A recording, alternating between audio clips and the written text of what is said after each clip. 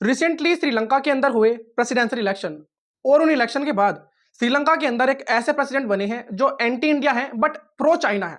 अब इसके वजह से भारत के सामने बहुत बड़ी चुनौती आ सकती है बिकॉज श्रीलंका इंडिया के लिए काफी ज्यादा मैटर करता है। श्रीलंका की जो लोकेशन है it is very very strategical for India.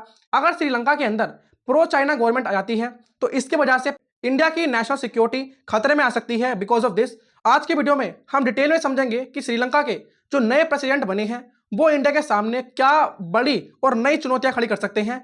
आइए फिर स्टार्ट करते हैं। नाउ यहां पर आप आर्टिकल पढ़ सकते हैं, leftist and pro China Anura दिसनाइके is new president of Sri Lanka. Anura Kumara दिसनाइके की उम्र 50 साल है और इन्होंने कुछ ऐसा करके दिखा दिया जो आपने बहुत कम सुना होगा कि ऐसा होता है। रिसेंटली क्या हुआ, जब श्रीलंका के अंदर हुए इलेक्शन उसमें जो श्रीलंका के बहुत पुराने और बहुत पॉपुलर नेता हैं वो भी इनके सामने नहीं टिक पाए और दिसनाइके पहली बार प्राइम मिनिस्टर बने हैं। इससे पहले एमपी रह चुके हैं बट इन्होंने इलेक्शन में कुछ ऐसा किया, इन्होंने अपनी पॉलिसी को कुछ इस तरीके से डिफाइन किया पब्लिक के सामने जिसके बाद जो बड़े बड़े नेता थे, पॉपुलर नेता थे, जो पहले प्रेसिडेंट रह चुके थे श्रीलंका के, वो भी इनके सामने ज्यादा वोट नहीं गेन कर पाए। यहां पर आप एग्जांपल दे सकते हैं, श्रीलंका के ही एक प्रेसिडेंट थे रनिल विक्रमसिंघे, ये भी बस 17% वोट गेन कर पाए हैं।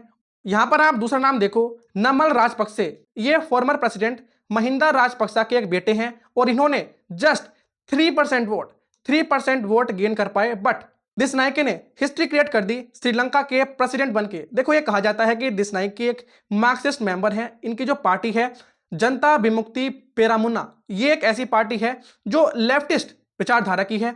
कई बार ये चाइना को बहुत ज्यादा सपोर्ट करते हैं। इवन जो अनुरा कुमारा है वो श्रीलंकन कॉन्स्टिट्यूशन के 13th अमेंडमेंट को सपोर्ट नहीं करते, ये इसके अगेंस्ट में बोलते हैं। अब बात करते हैं कि ये 13th अमेंडमेंट है क्या। बेसिकली मैं आपको बता दूं 1987 में एक अमेंडमेंट आया था श्रीलंका के अंदर, 13th amendment.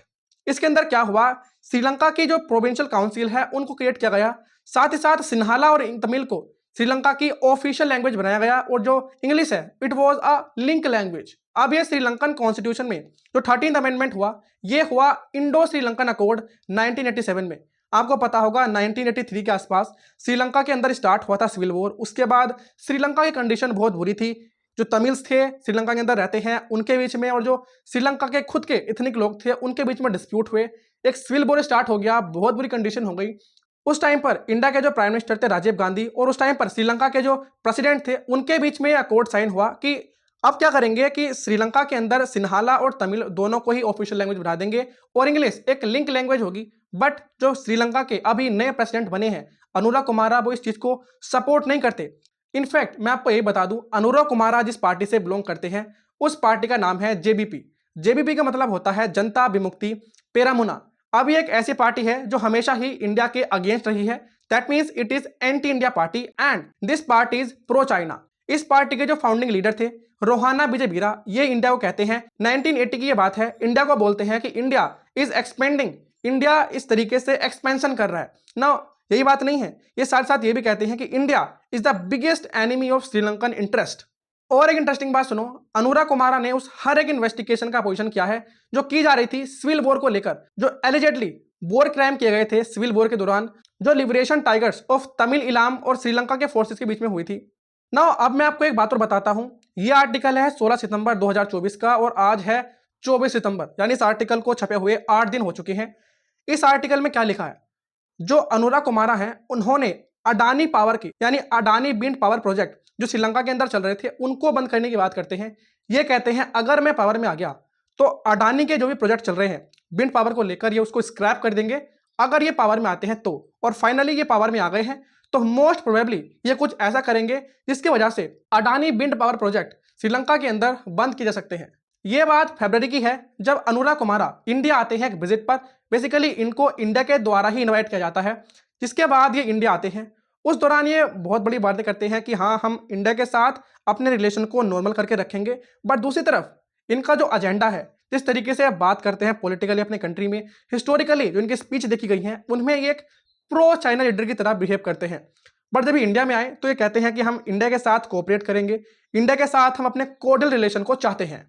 Even recently Anura Kumara अपने इंटरव्यू के दौरान ये कहते हैं कि श्रीलंका का जो सी, लैंड और एयर स्पेस है ये उसका इस्तेमाल नहीं होने देंगे इंडिया की सिक्योरिटी को थ्रेटन करने के लिए। अब ये बात आप खुद जानते हैं, श्रीलंका की जो पोजीशन है, जो स्टैटिकल लोकेशन है श्रीलंका की, this is really important for India.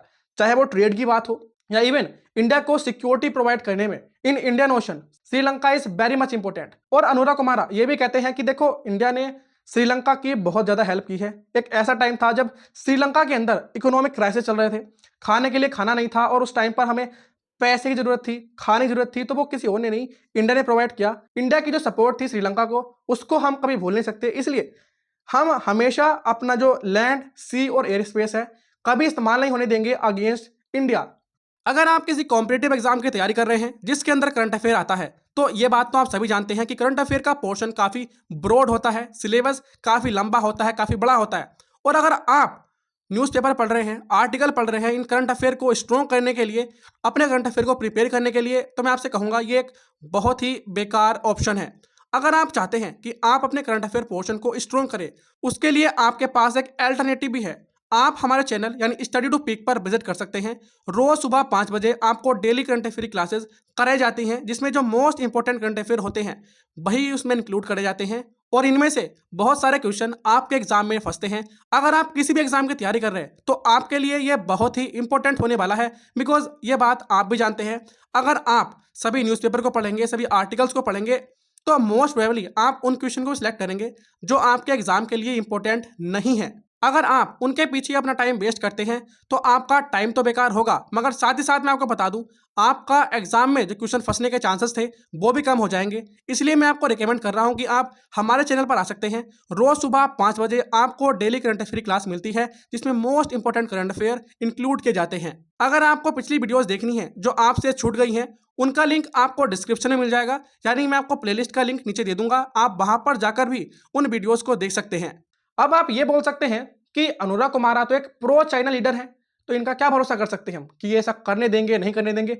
Most probably करने देंगे, बिकॉज ये एक प्रो चाइना लीडर है। मगर मैं आपको बता दूं, इस टाइम पर इनको अपना स्टांस चेंज करने की जरूरत है, और मोस्ट प्रोबेबली ये ऐसा करेंगे।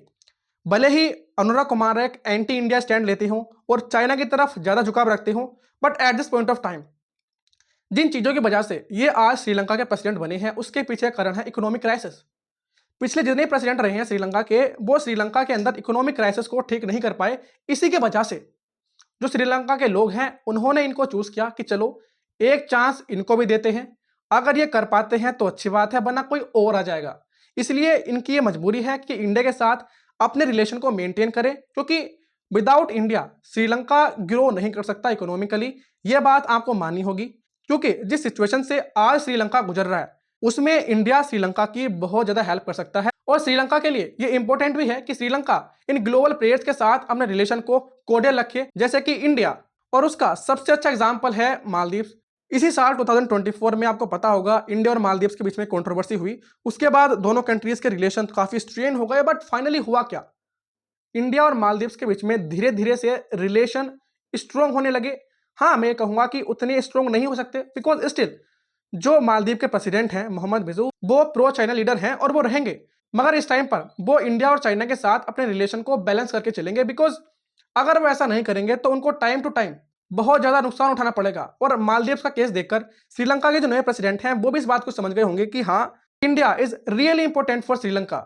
अब जैसे ही अनुराग कुमारा श्रीलंका के प्रेसिडेंट बनते हैं तो पीएम मोदी उनको कांग्रेचुलेट करते हैं कि हाँ, बहुत बहुत बधाइयां, आप श्रीलंका के प्रेसिडेंट बन गए। हम उम्मीद करते हैं कि हम आगे भी अच्छे से अपने रिलेशन को मेंटेन करके चलेंगे, दोनों कंट्रीज के बीच में कोर्डियल रिलेशन होंगे, हम एक साथ मिलकर इंडियन ओशन की सिक्योरिटी को मेंटेन करेंगे, और साथ ही साथ मोर इंपोर्टेंटली इंडियन ओशन में पीस को स्टेबल करने में हर पॉसिबल प्रयास करेंगे।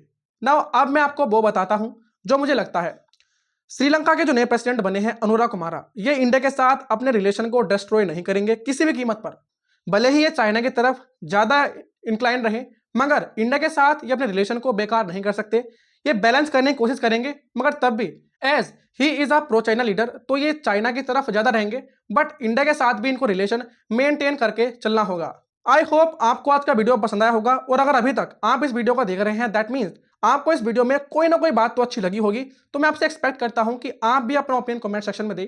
आपको क्या लगता है कि श्रीलंका के जो नए प्रेसिडेंट बने हैं अनुराग कुमारा दिसानायके, क्या ये इंडिया के अगेंस्ट कोई काम करेंगे या इंडिया के साथ मिलकर आगे बढ़ेंगे? आपका इस बारे में क्या ओपिनियन है? प्लीज कमेंट सेक्शन में उसको जरूर शेयर कीजिएगा, because it matters a lot. This is all about the video. जय हिंद।